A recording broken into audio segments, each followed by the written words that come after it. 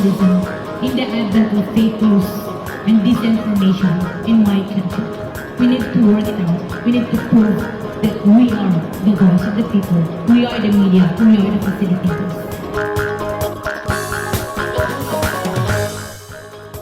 Ani ada ang mga balita nga nahagpat sa Newsline Philippines Information Center. Makauban nato karong adlaw ang atong Misamis Occidental News Bureau Chief Neptali Batuleño ug si North Cotabato News Bureau Chief Maricel Butardo. Ako si Paul Palacio. Tutok na!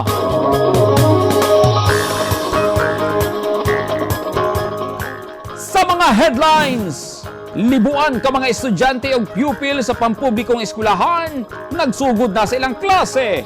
Skeletal system sa mga staff, gipatuman sa DepEd.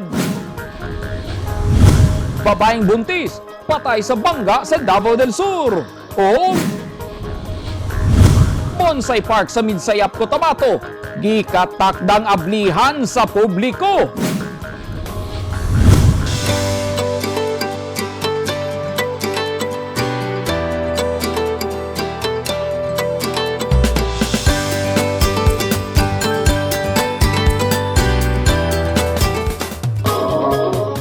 Sa detalye sa itong mga balita, abli na ang klase sa mga pampublikong eskwelahan sugod karong adlaw alang sa school year 2021-2022. Busa, balik normal na ang estado sa mga ginikanan nga mag-atiman sa ilang mga anak, hilabi na ang pagkuha o paghatod sa module sa eskwelahan, sanglit online modular system gihapon ang matuman tungod sa pandemya. Ani ang report.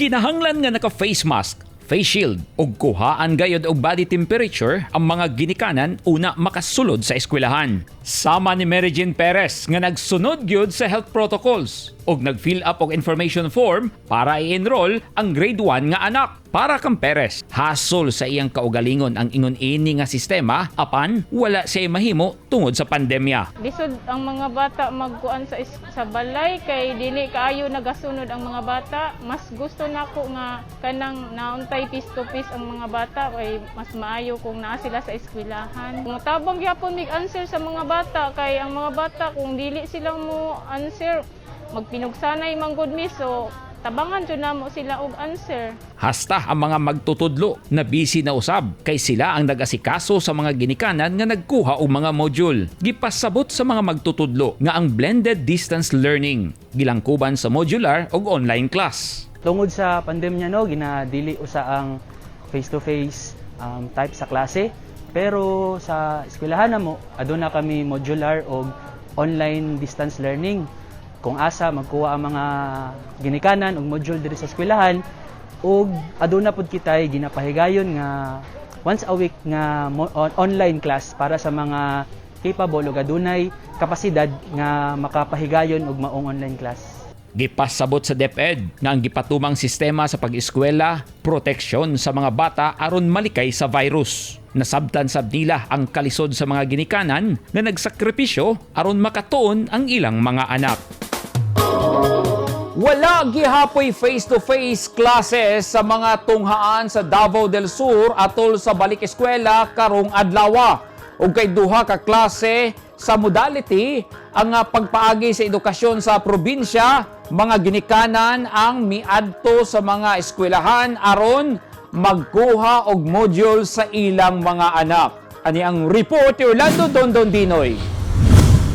Dinhi sa Pedro V. Basalan Elementary School sa Barangay 3 de Mayo ning Dakbayan sa Digos. Mga ginikanan o mga magtutudo lang ang makitang nagtikaw-tikaw sa tunghaan sa pag-abri sa school year 2021-2022 karong adlaw, September 13, 2021. Walay mga estudyante kay wala may face-to-face classes. Busa, ang inahang si Sara Fe Batuto, lakip sa mga ginikanan nga nagkuha og module sa iyang duha ka mga anak. Mas gusto unta niya ang face-to-face classes tungod akong hagit kaniya ang pagtudlo sa iyang duha ka mga anak nga grade 1 o grade 2 karong abri sa klase. Ma-compare gid ako ang modular o katong face-to-face sa una kay karon modular, murag maglisod og adjust ang mga bata ba kay mas nindot man gud na makuan nila ilang maestra kay mas masabot gani nila ang mga leksyon.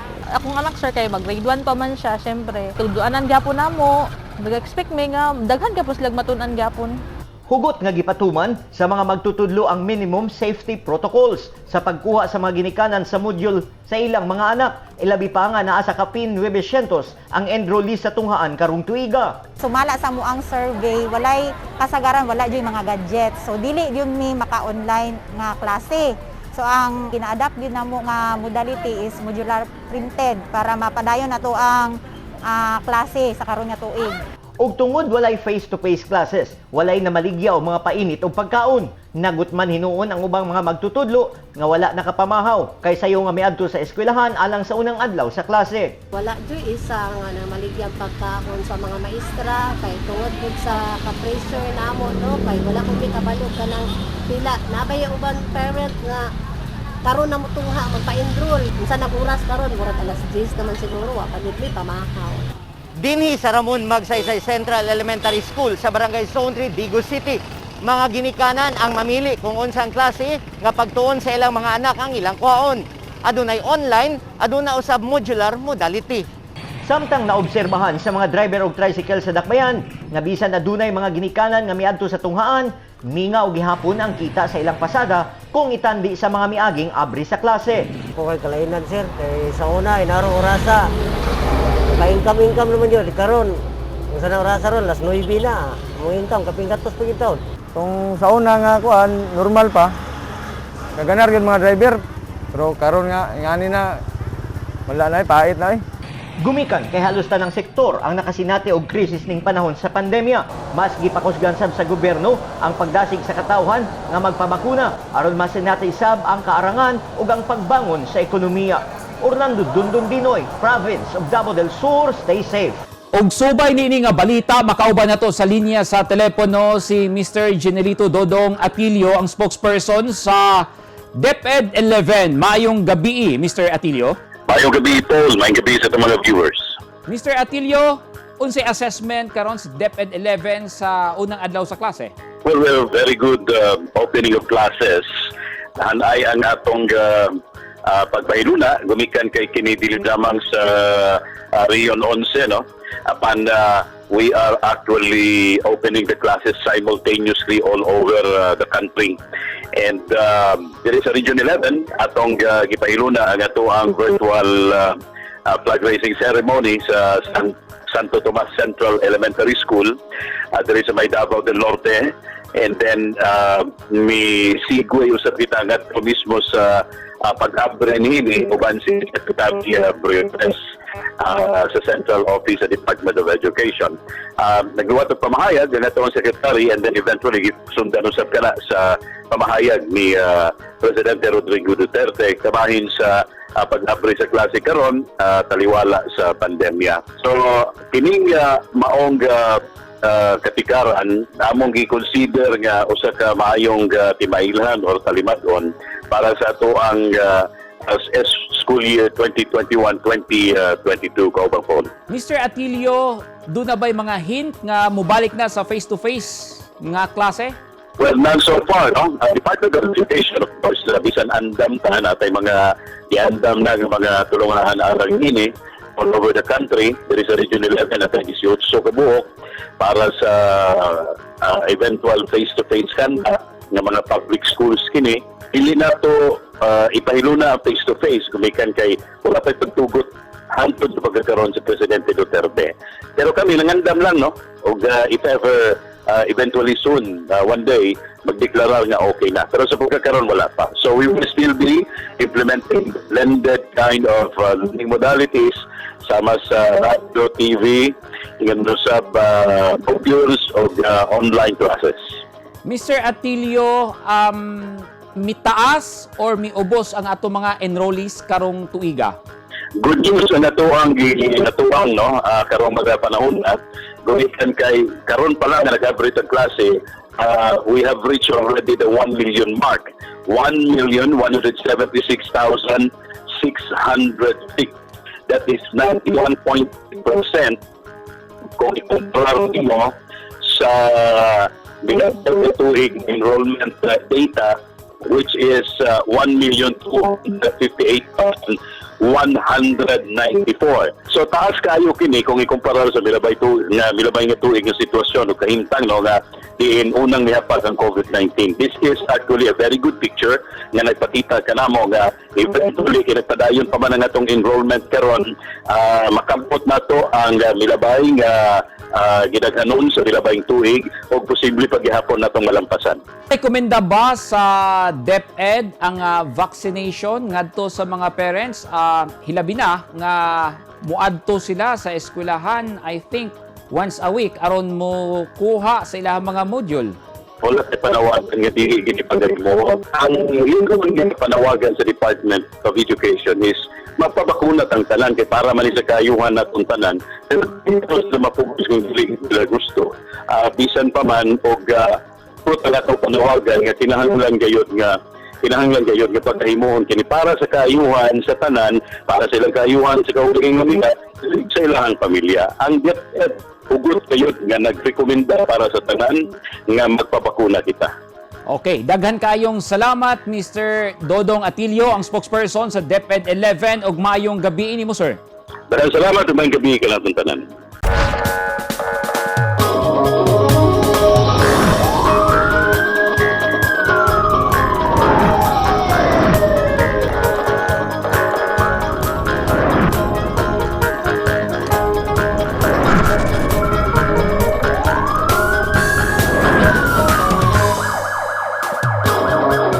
Patay ang usa ka babaeng buntis human mabangga ang gimaneho niini nga motorsiklo sa lungsod sa Bansalan, Davao del Sur.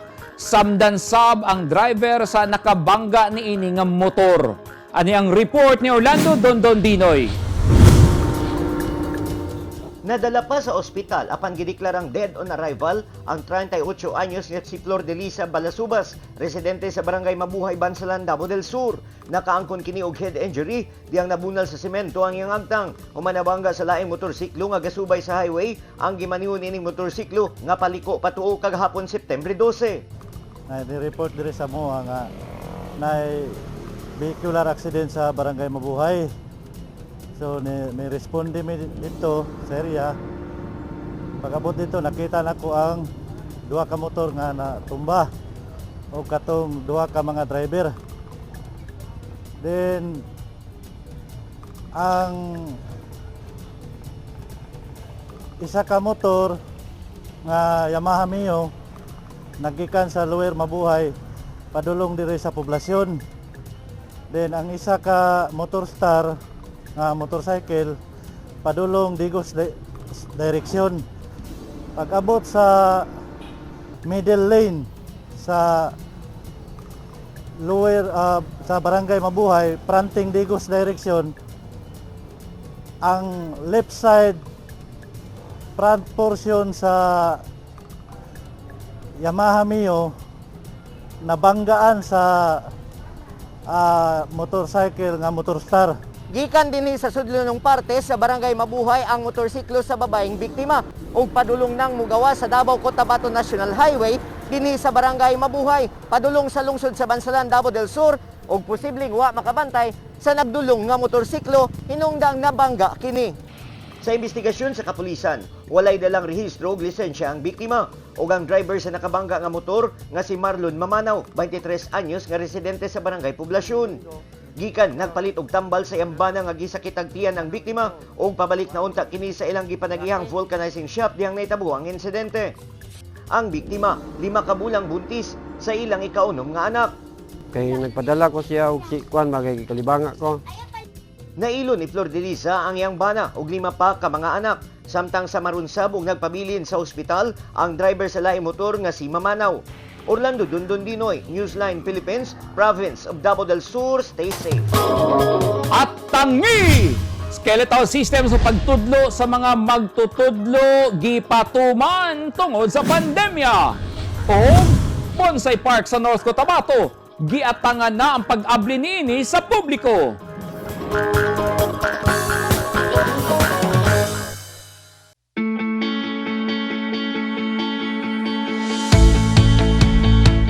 Gusto ba mo og barato ug orihinal nga mga construction supply? Sa kadaghan sa imong pilian, all-in-one ang imong pagpamalit.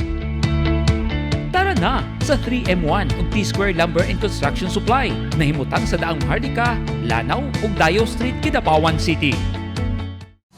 Parami ng parami ang mga nagiging bagong Lotto Millionaires. Dalawa rito ay multimillion jackpot prizes. Ang 246.08 million pesos sa Ultra Lotto 658 at ang 298.77 million pesos sa Grand Lotto 655. Ang bawat pagtangkilik sa larong may puso ay susi sa pangarap at pagtulong sa kapwa. Thank you with all our hearts. Malay mo, baka ikaw na ang dapuan ng swerte. Ang mga taong dunay mga ginahambin nga mga grabing mga balatian o comorbidity, hilabi na ang mga senior citizens, sila ang mas delikado nga maigo sa coronavirus disease COVID-19. Busa dubling pag-amping ang himuon og tambali ang mga ginahambin nga mga sakit. Ang pagtumar sa Bilonga Gold Herbal Capsule is a food supplement makatabang aron mapunggan nga musamot ang mga balatian. Turmeric o luyang dilaw ang nag-unang sagol sa Bilonga Gold. Gisagulan og sodium ascorbate o vitamin C aron mas mulig-on ang immune system. Ang Bilonga Gold Herbal Capsule mapalit sa mga butika.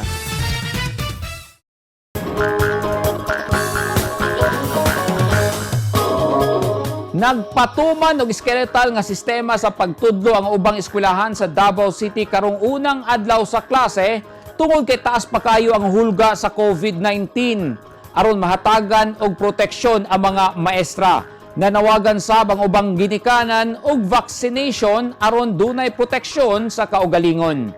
Ani ang report ni Delcy Villarmino. Maihap pa lang ang mga ginikanan nga miadto sa mga eskwelahan karong unang adlaw sa klase alang sa school year 2021-2022. Sama dinhi sa Katalunan Grande Elementary School. Ang uban kanila magpa-enroll sa ilang mga anak ug ang uban usab magkuha og module sanglit ang nakaschedule nga mokuha mao ang ginikanan sa kinder ug grade 1 pupil. Gamay lang sab ang mga maestra nga mosulod sa klase kay nagpatuman og skeletal nga sistema sa pagtrabaho ang mga magtutudlo nga paagi nila sa paglikay sa makamatay nga virus. Ang mga teachers, pila lang man ang ipa-report ron, so na 30% out of that population. So sa 85 na mo diri na ay 25 so kada adlaw. So ang among schedule sa pag-distribute po sa modules, nag-start na po siya kay kinder man ang naka-schedule karon. Aminado si Lea Huevos, ang principal sa Katalunan Grande Elementary School, nga kulang ang ilang pasilidad sama sa classroom. Kay nagpadayon ang konstruksyon sa ilang bagong building. Gani sa usa ka classroom, tulo ka maestra ang mag-share aron mag-asikaso sa mga parents nga mokuha og module ug moatiman sa magpa-enroll. Actually karon nga school year, kulang gyud ang mga classroom sa mga teachers. Mao gani sa kada classroom na ay tulo ka teachers na nagastay. Pero nagpasalamat mi sa DepEd kay ongoing man ang mga buildings, no. So hopefully by this school year mahuman na tong building ug makumpleto na sad ang mga classrooms for the teachers po. Naglugway sab sa adlaw sa enrollment ang eskwelahan kay daghan ang wala makapa-enroll tungod sa quarantine classification nga ang uban na lockdown sa lugar nga giadtuan. Nanawagan sab og vaccination batok COVID-19 ang ubang ginikanan og school head hilabi na sa mga parents nga wala pa nabakunahi. Mga ginikanan, ginaagahog ka muna. Dili dapat kita mahadlok sa kaning gi-provide sa tuwa sa gobyerno. Kung maayo ang atong lawas, wala kitay mga ginabati, mas labing maayo na magdawat kita aning vaccine nga ginatawag na free. Kay puhon, basig magbayad na tanon, at kabalo, pila ang presyo ani. So karon kay habang libre pa i-grab na to ang opportunity nga gihatag sa gobyerno sa atua. Dili nato sayangon na naay health protection para sa matag usa sa atua. Labi na mga ginikanan kay kamo man ang kauban sa balay sa inyong mga anak. Pag nako ang mga ginikanan na magpabakuna na tantanan, i-grab na to ang opportunity na libre ni siya, no? Man ubay-ubay pa pud supply diri sa Davao City. Nang hinaot ang mga magtutudlo og ubang ginikanan nga motubag ug magpakitag interes sa vaccination program sa gobyerno ang mga parents nga wala pa makadawat og bakuna. Hilabi na karon nga nagsugod na ang klase ug obligado ang ginikanan nga muadto og eskwelahan aron mokuha og module. Delcy Villarmino, Newsline Philippines. Stay safe.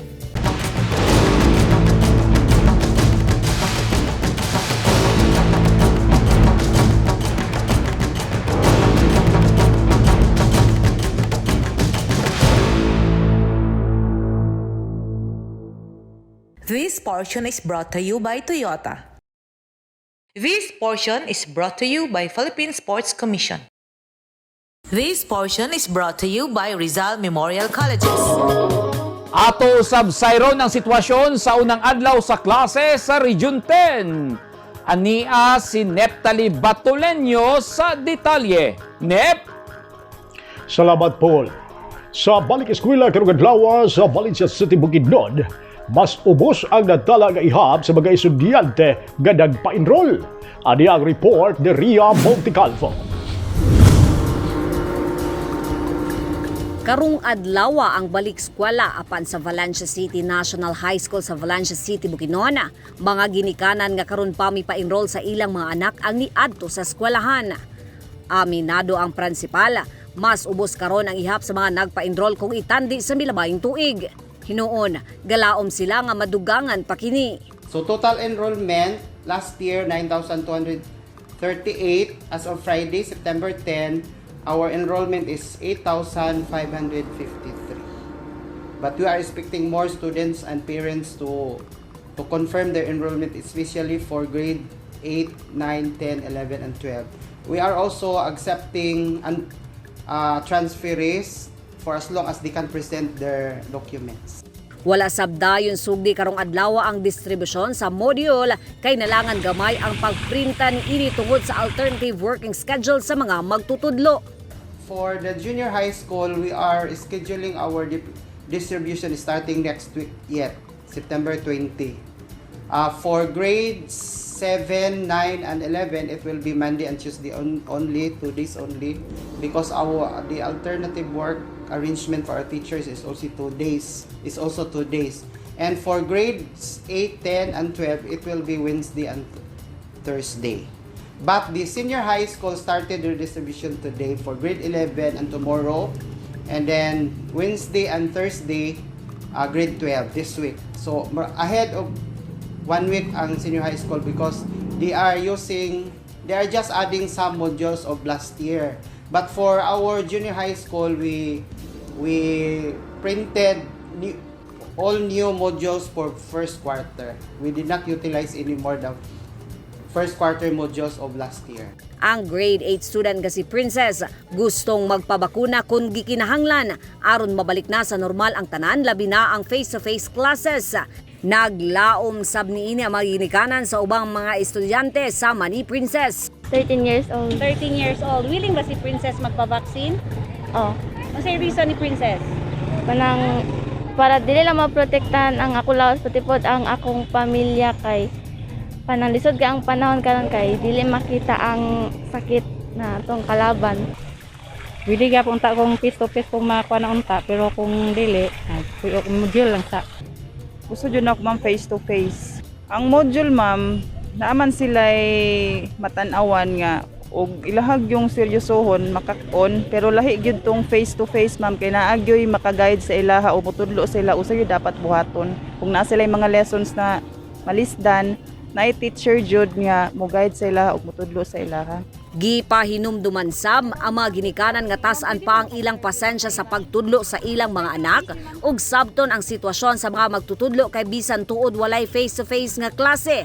Daghan gihapon silang trabaho labi na ang pagsiguro nga untop silang makahatag og module. Diri sa Valencia City National High School, daghan gihapon ang mga estudyante nga misalmot bisan pa man anaa kita karon ubos sa distance learning o digital o printed modules lamang ang gamit.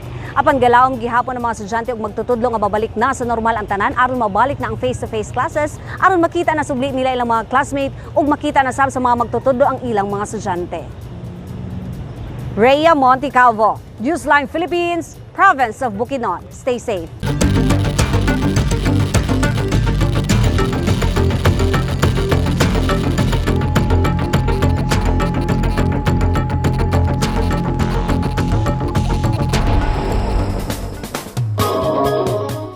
Gikumpirma sa Provincial Health Office nga aduna sila'y natala nga siyam ka kaso sa Delta variant dinhi sa Misamis Occidental. Ang siyam ka kaso sa Delta variant nagikad sa duha ka lungsod ug sa duha ka syudad sa lalawigan. Nasayran nga sa Oroquieta City adunay 4 ka kaso sa Delta variant. Sa Tangub City adunay 2, lungsod sa Bonifacio adunay 2 ug usa ka kaso sa Aluran, Misamis Occidental.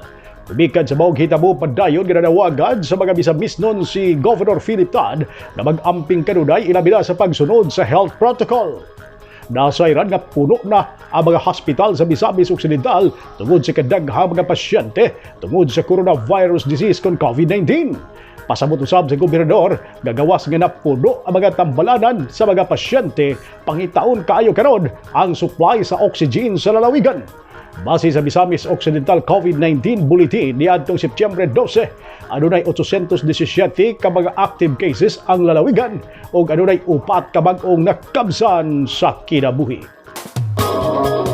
Ug mao kadto ang balita gikan dinhi sa Misamis Occidental, balik diha kanimo Paul. Daghang salamat Neptali Batuleño, ang atong News Bureau Chief sa Misamis Occidental.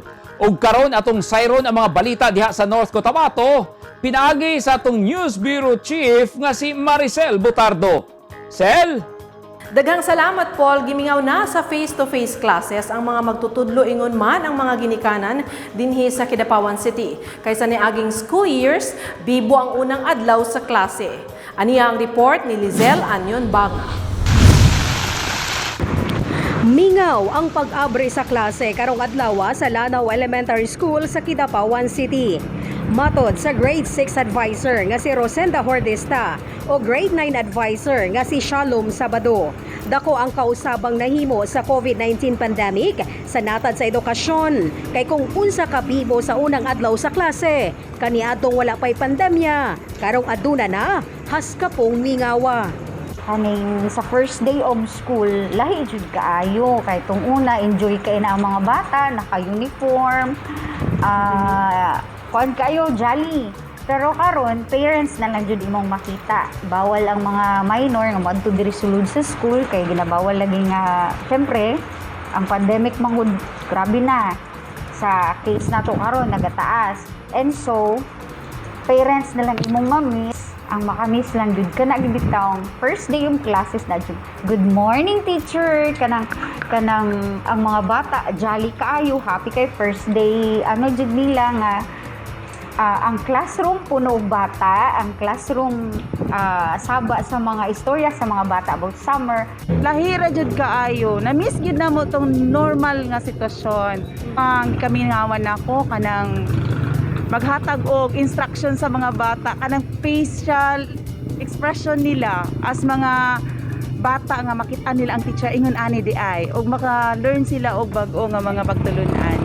So mingaw kaayo ko sa mga kasaba sa mga bata. Mingaw kaayo ko anang mga bata nga mag-hi, ma-amaze sila ngin ani di ang personality sa ilang teacher. Ang magtutudlo nga si Lore Feta Beros, gibutangan ni inig litrato sa iya mga estudyante ang ilang kadaling kuranan.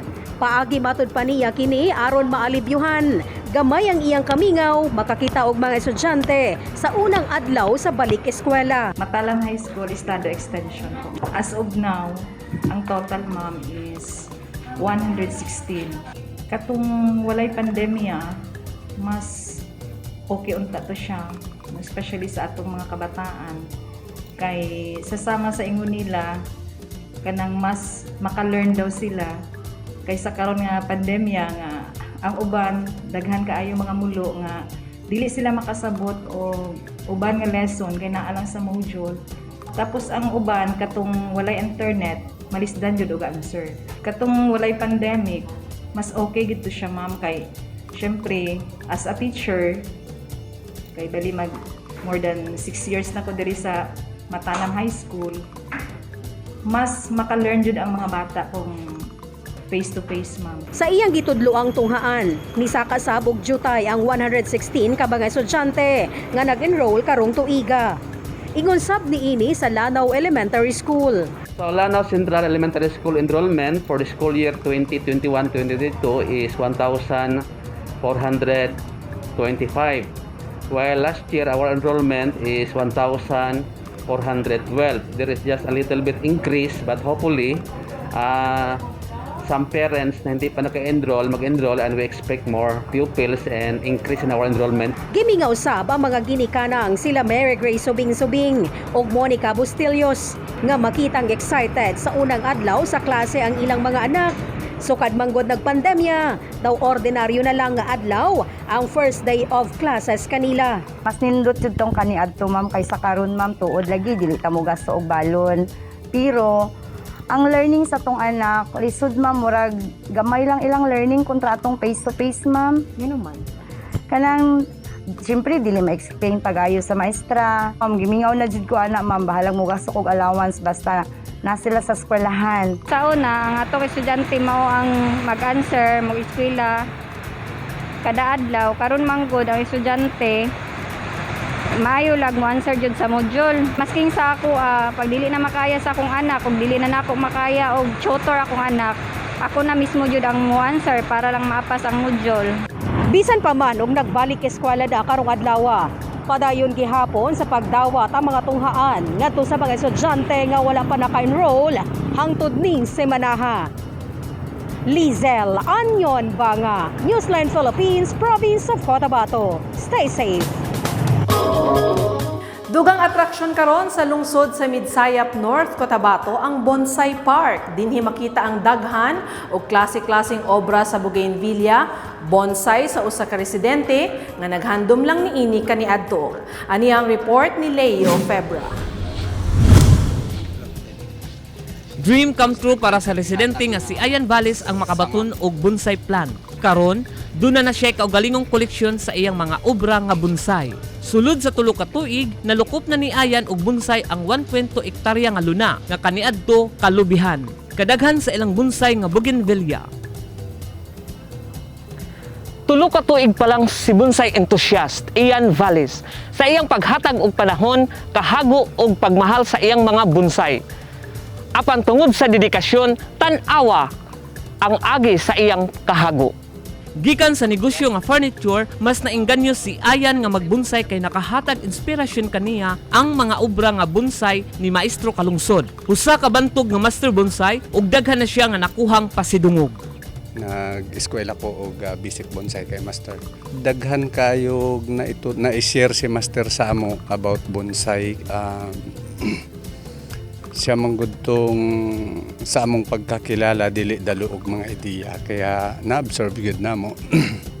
Pero magud sa Midsayap po may laing kapanghambog pero lain may pakita sa mga bisita. So amuhan nom sa tagiyaan ni nga magbutang mig bonsai para lang nami kapang dadaan sa mga bisita ba. Nya para palahi pud sa nature nga makita sa mga bisita. 60,000 hangtod 300,000 pesos ang presyo sa baligya ni Ayan nga bonsai. Ang presyo sa bonsai nagadepende sa edad ug klase sa kahoy o tanom nga gigamit ug ang labor sa naghimo ug naningkamot nga mabuhi kini. Plano niya nga lukupon sa iyang obra nga bonsai ang 2 ka hektarya niini nga luna sa Purok Santo Niño, Barangay Santa Cruz. Samtang buot sab ni Master Marcel nga madugangan pa ang ilang koleksyon ug makahatag sab og inspirasyon sa uban. Pero gahandom mi nga kumpletohon na tanang bonsai diri, tanang species sa kahoy nga pwede na mo mabonsai. Aron educational pud siya nga ang usa ka kahoy makita sa mga bata, ma-inspire mga bata nga maghimo og bonsai. Ang bonsai usa ka Japanese art nga nagsugod gikan sa mga Chinese kung asa ginapatubo sa tamnanan o kaang ang miniature nga kahoy o tanom. Kuti kini nga buhaton kay nagkinahanglan kinig taas nga pasensya, oras ug dedikasyon. Leo Febra, Newsline Philippines, stay safe. Ug mao katong naglangkob sa balita gikan dinhi sa Kidapawan City, North Cotabato, balik kanimo Paul. Daghan kayong salamat, Maricel Butardo. Mao kadto ang naghingpit sa mga balita nga nahagpat sa Newsline Philippines Information Center.